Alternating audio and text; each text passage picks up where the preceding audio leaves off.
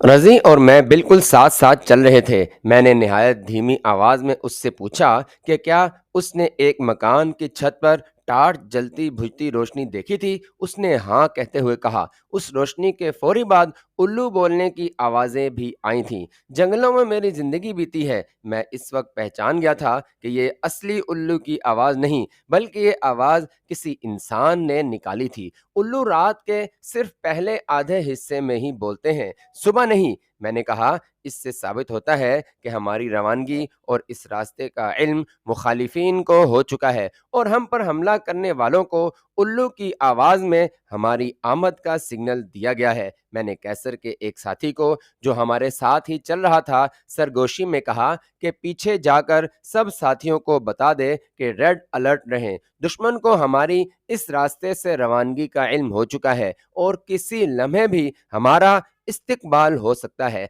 कैसर का साथी बाकियों को इत्तिला देने पीछे चला गया। हम उस वक्त घने जंगल से गुजर रहे थे, जहां बेतरतीब दरख्त इतने करीब थे कि सीधा आगे बढ़ने के बजाय हमें आड़ा तिरछा यानी जिगजैग होकर चलना पड़ रहा था। हमारे कदमों तले सूखे पत्ते चुरमुरा कर हमारे चलने और रास्ते की निशानदही कर रहे थे। हम बमुश्किल 200 मीटर आगे बढ़े होंगे कि हमारे खच्चर यकबारगी हिनहिनाने लगे। उनमें खतरे को भांप लेने की हिस्स इंसान से कई गुना ज्यादा होती है। इस यकीन के साथ कि हम अब हमला आवरों के बहुत करीब थे, मैंने अपने चारों तरफ फैले दरख्तों के झुंड पर ऊपरी जानिब से मशीन गन से फायरिंग की। यह फायरिंग मेरे साथियों के लिए सिग्नल थी। उन्होंने भी इसी तरह फायरिंग शुरू कर दी। जंगल गोलियों की आवाज से गूंज उठा और परिंदे गोलियों की आवाज से खौफजदा होकर अपने घोंसलों से उड़ने लगे। फायरिंग और परिंदों के शोर मचाने से जंगल में रात की खामोशी का तिलस्म टूट चुका था।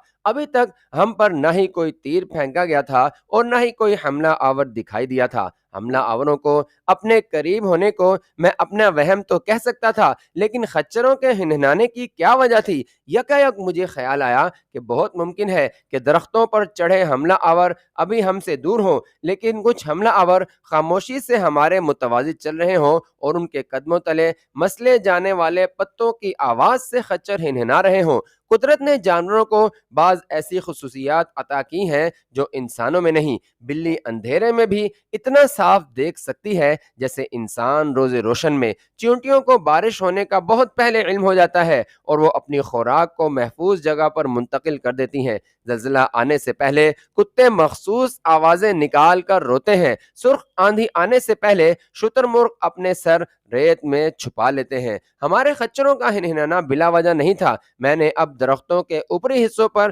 फायर करने के बजाय अपने चारों तरफ जमीन से 4 फुट बुलंदी पर फायर किए और हमें पहली इंसानी चीख सुनाई दी। काफिले को वहीं रोककर टार्चों की रोशनी में हम उस आवाज की तरफ गए। एक चकमा मर्द जिसके जिस्म पर रंग लगे हुए थे, जमीन पर पड़ा कराह रहा था और करीब ही उसका भाला पड़ा था। गोली उसकी छाती में लगी थी और वो चंद लम्हों का मेहमान था। मैंने फौरी रजी की बीवी को वहां बुलवा लिया ताकि मरते वक्त ये चकमा अपनी हम कबीला को ही हमला करने वालों का प्लान बता दे। रजी की बीवी को वो सिर्फ यही बताकर दम तोड़ गया कि 4-5 भाले बरदार काफिले के दोनों जानिब हमारे मुतवाजी चल रहे हैं और 100 से ज्यादा तीरंदाज जंगल के खात्मे के करीब दरख्तों पर बैठे हमारे मुंतजिर हैं और उन्हें ताकीद की गई है कि वो हम पर उस वक्त यकबारगी तीर बरसाएं जब हम जंगल से निकल रहे हों। इस तरह ना तो हम पीछे जंगल में लौटकर दरख्तों की ओट में छुप सकेंगे और न ही आगे खुली पथरीली जमीन पर हमें कोई पनाह मिल सकेगी। तीर अंदाजों के पास जहर में बुझे तीर हैं और हम 12 असलहा बरदारों को खत्म करना उनके लिए चंदा मुश्किल नहीं, क्योंकि तादाद में वो हमसे 10 गुना ज्यादा है। उन्हें यह भी ताकीद की गई है कि हम में से कोई भी महारानी और सरदार के छोटे भाई के बचने ना पाए। रजी की बीवी के पूछने पर उसने बताया कि हमारे मुतवाजी चलने वाले भाला बरदारों को एक दूसरे से राब्ते के लिए उल्लू की आवाज और इकट्ठा करने के लिए मेंढक की आवाज का सिग्नल मुकर्रर किया गया है। वो कुछ और भी कहना चाहता था कि उसकी सांस उखड़ गई और वो नमस्ते के अंदाज में दोनों हाथ जोड़कर قید زندگی سے آزاد ہو گیا۔ میں نے قافلے کو فوراً آگے بڑھنے کو کہا، لیکن رضی بولا، تھوڑا سا آگے جا کر ہم رک جاتے ہیں اور میں پہلے الو اور پھر مینڈک کے ٹررانے کی آواز نکال کر باقی بھالا برداروں کو اکٹھا کرنے کی کوشش کرتا ہوں۔ اگر انہیں ہم ختم کرنے میں کامیاب ہو جائیں تو پھر جنگل میں ہی ہم سورج کے طلوع ہونے کا انتظار کریں گے اور روشنی میں جنگل سے باہر نکلیں گے تاکہ تیر اندازوں کو دیکھ کر ان پر فائر کر سکیں۔ میرے استفسار پر کہ جنگل سے گزرنے کا کوئی متعین راستہ ہے جس پر تیر انداز ہمارا انتظار کر رہے ہیں، اور کیا ہم راستہ بدل کر اپنی منزل تک نہیں پہنچ سکتے؟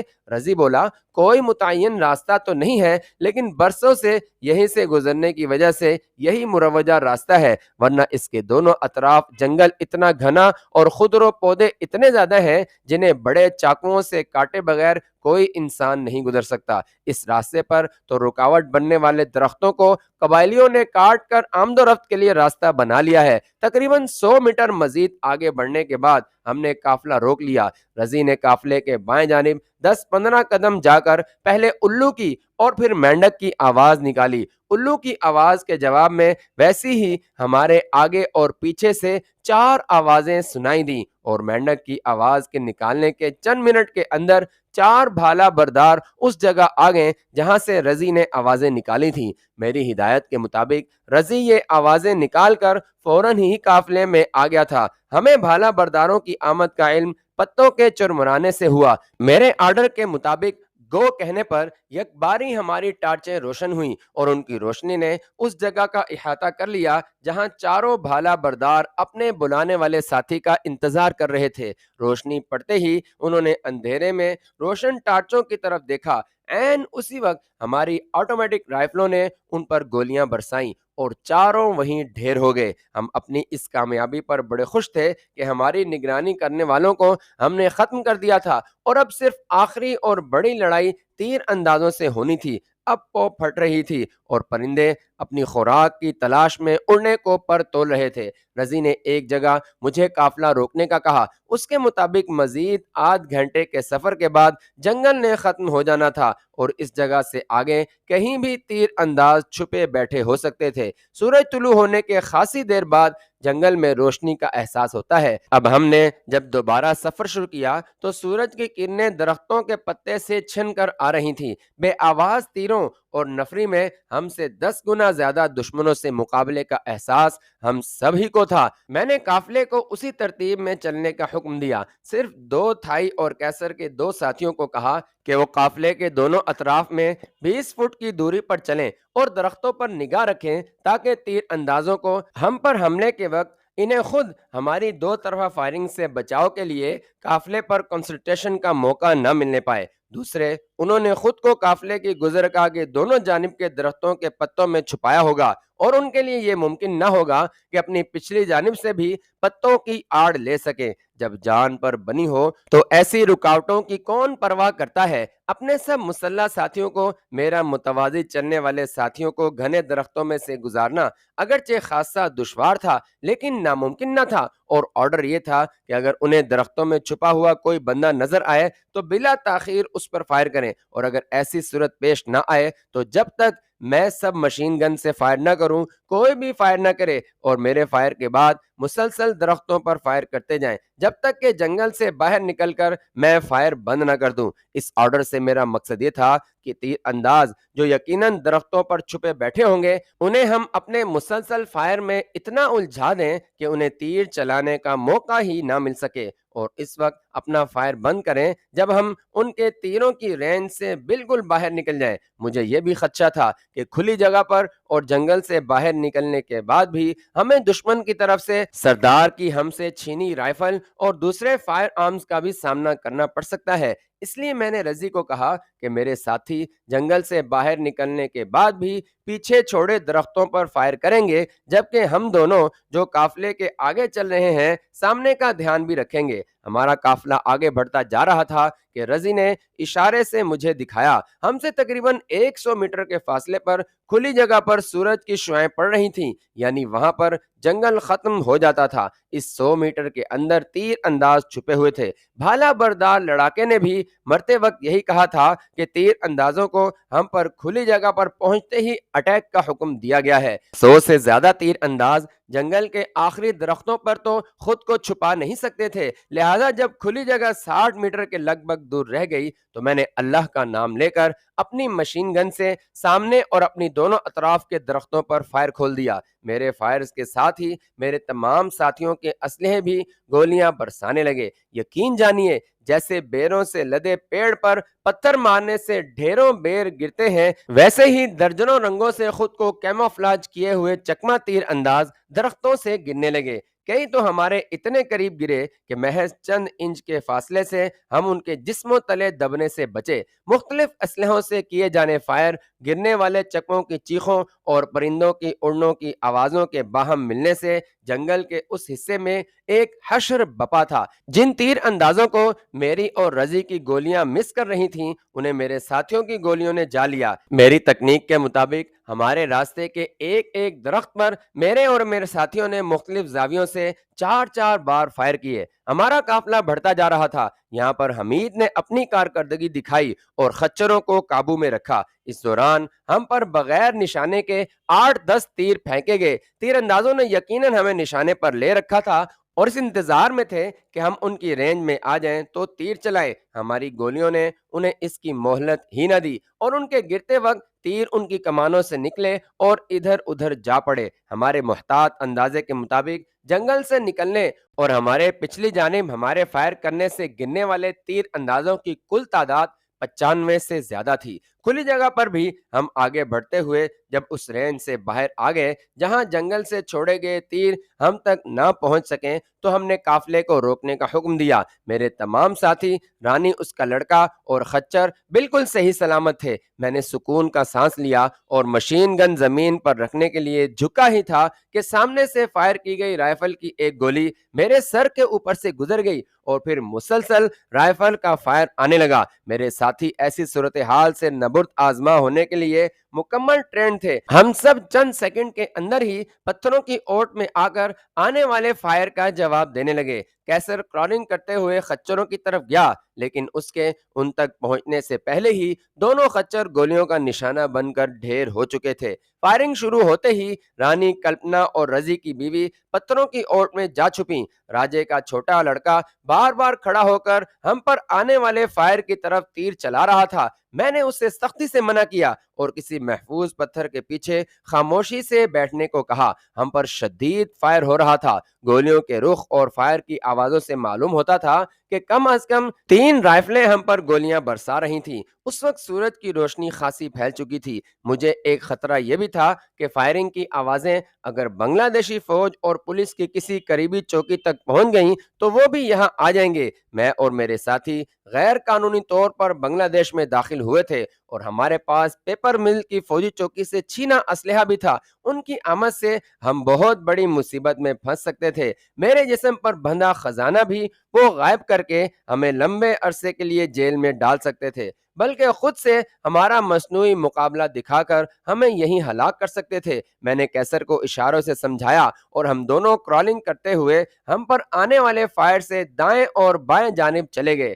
میں چاہتا تھا کہ ہمارے بقیہ ساتھی دشمنوں کو فائرنگ میں الجھائے رکھے اور کیسر اور میں دشمنوں کی نظر میں آئے بغیر ان کے پیچھے پہنچ کر ان پر حملہ کریں۔ تقریباً آدھے گھنٹے تک فائرنگ کا تبادلہ جاری رہا اور اس دوران میں اور کیسر ہم پر فائر کرنے والوں کے پیچھے پہنچ گئے۔ 3 بڑے پتھروں کے پیچھے بیٹھے 4 آدمی ہمارے قافلے پر گولیاں برسا رہے تھے۔ میرے اور کیسر کا نظری رابطہ قائم تھا۔ میں نے اشارے سے بتایا کہ 2 کا وہ اور 2 کا میں شکار کروں گا۔ میں نے ہاتھ کے اشارے سے گول کا سگنل دیا۔ ہم دونوں بیک وقت کھڑے ہو گئے اور اپنے اپنے ٹارگٹوں کا نشانہ لے کر گولیاں داغیں۔ یہ چاروں جو بڑے پتھروں کی اوٹ میں خود کو محفوظ سمجھتے ہوئے اپنے دائیں بائیں اور عقب سے غافل تھے، گولیاں لگنے سے اچھلے اور ان کی رائفلیں ان کے ہاتھوں سے چھوٹ گئیں ان میں سے 2 تو گولیاں لگتے ہی ختم ہو گئے اور 2 زخمی پرندوں کی طرح پھڑپھڑا رہے تھے۔ ہمارے ساتھیوں کا فائر ابھی تک جاری تھا۔ ان کی گولیوں کا نشانہ بننے سے بچنے کے لیے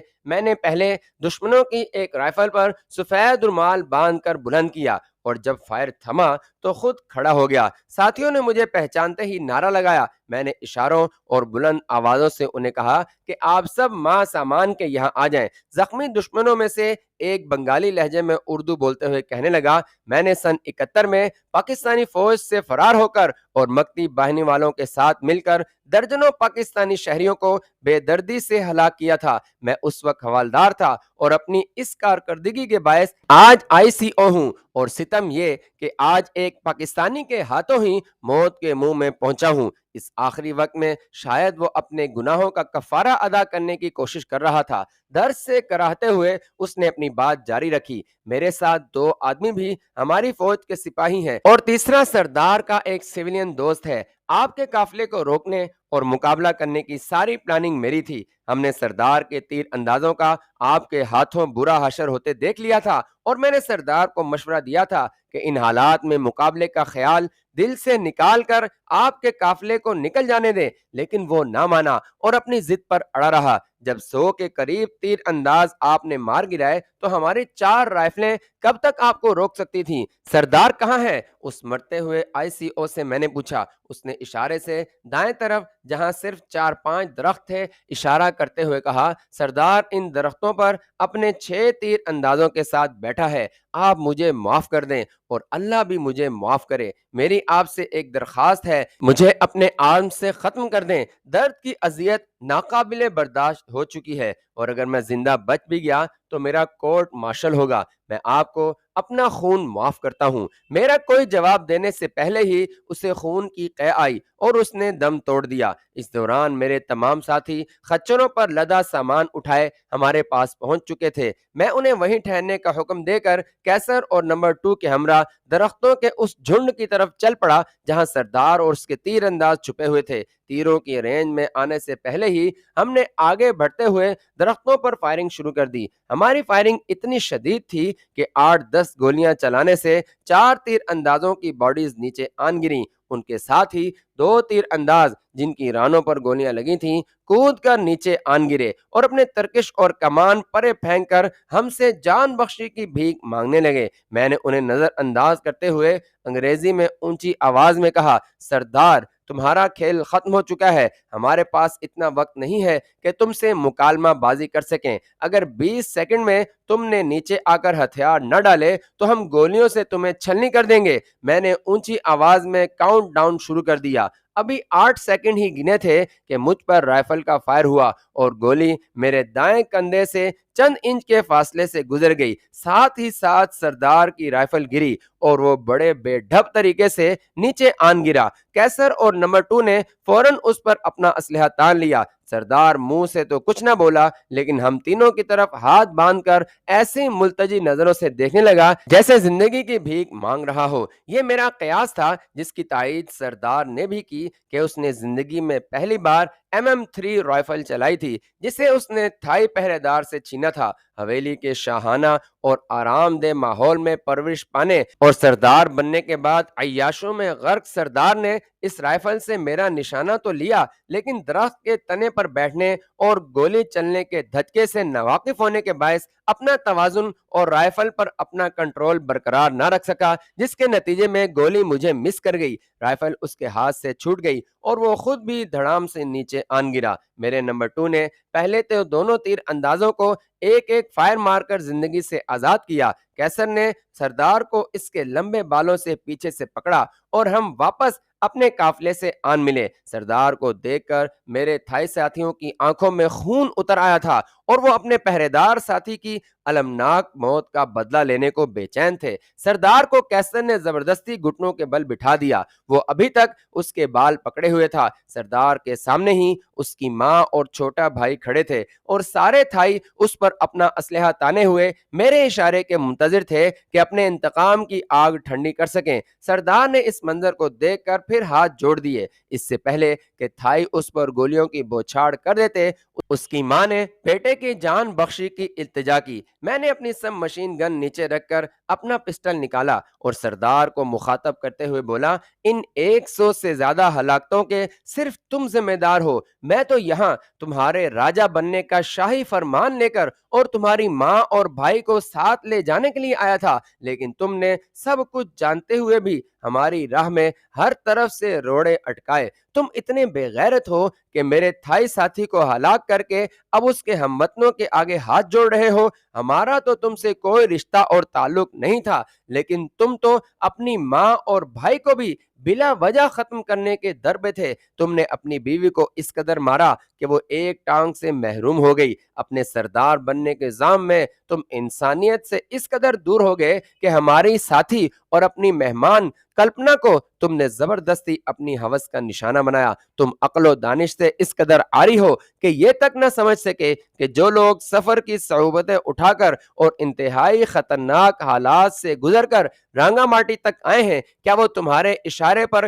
بلا چوں چرا اپنے اپنے سینے کھول کر رکھ دیں گے کہ تمہارے تیر اندازوں کے تیروں کا نشانہ بن سکے؟ میں تمہیں ختم کر کے اپنے ساتھی کی موت کا انتقام لے سکتا ہوں، لیکن اس سے میرا انتقام پورا نہ ہوگا۔ میں تمہیں زندہ رہنے دوں گا، لیکن اس صورت میں کہ اپنی زندگی کے آخری لمحے تک تمہیں میرے انتقام کی یاد آتی رہے گی اور تم اسے کبھی فراموش نہ کر سکو گے۔ یہ کہتے ہوئے میں نے کیسر کو کہا کہ اسے کھڑا کرو۔ کیسر نے جھٹکے سے اس کے بال کھینچے اور وہ کھڑا ہو گیا۔ میں نے اس کے دائیں گھٹنے کے جوڑ پر اٹیک کیے، جس سے اس کی ٹانگ کی ہڈی اور گھٹنے کی اسٹیپنی یقیناً چکنا چور ہو چکی ہوگی۔ میں نے تھائیوں کو کہا کہ اپنے ہتھیار نیچے کر لیں۔ سردار درد کے مارے چیخیں مار رہا تھا۔ میں نے اسے کہا کہ اگر تم میں غیرت ہے تو خود کو ختم کر دو، ورنہ اس راستے سے گزرنے والوں کا انتظار کرو، کوئی نہ کوئی بھلا مانس تمہیں رانگا مارٹی تک پہنچا دے گا۔ سردار کی ماں اپنے سردار بیٹے سے میری ہونے والی گفتگو سن رہی تھی۔